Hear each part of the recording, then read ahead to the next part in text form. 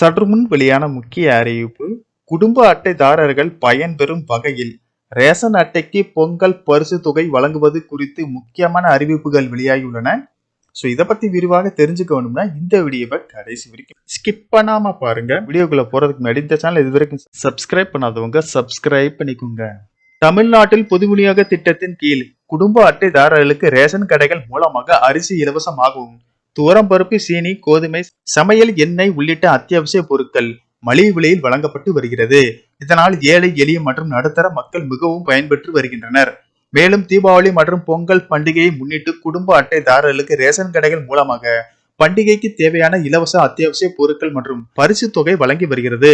இந்த நிலையில் வருகிற பொங்கல் பண்டிகையை முன்னிட்டு குடும்ப அட்டைதாரர்களுக்கு 1000 ரூபாய் ரொக்கத்துடன் பச்சரிசி, சர்க்கரை, முழு கரும்பு அடங்கிய பரிசு தொகுப்பை ஜனவரி 2வது வாரம் முதல் வழங்க தமிழக அரசு திட்டமிட்டுள்ளதாக தகவல்கள் வெளியாகியுள்ளன.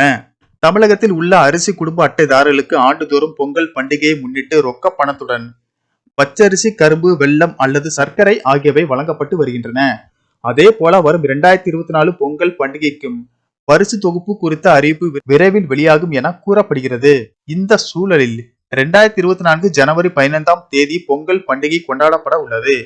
பேரிடர் பகுதிகளில் நிவாரணம் வழங்குவதை காரணமாக வைத்து தமிழகத்தில் மற்ற பகுதி மக்கள் பாதிக்கப்படக்கூடாது என்பதால் பொங்கல் பரிசு கடந்த ஆண்டு போலவே 1000 ரூபாய் ரொக்கம், 1 கிலோ பச்சரிசி, 1 கிலோ சர்க்கரை மற்றும் விவசாயிகளின் நலன் கருதி ஒரு முழு கரும்பு ஆகியவற்றை வழங்க அரசு திட்டமிட்டுள்ளதாக தகவல் வெளியாகி உள்ளது.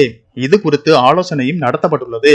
இந்த வாரத்திலோ ஜனவரி முதல் வாரத்திலோ இது குறித்த அறிவிப்பு வெளியிடப்பட்டு ஜனவரி 2வது வாரத்தில் இருந்து பொங்கல் பரிசு தொகுப்பு விநியோகம் செய்யப்பட உள்ளதாக கூறப்படுகிறது.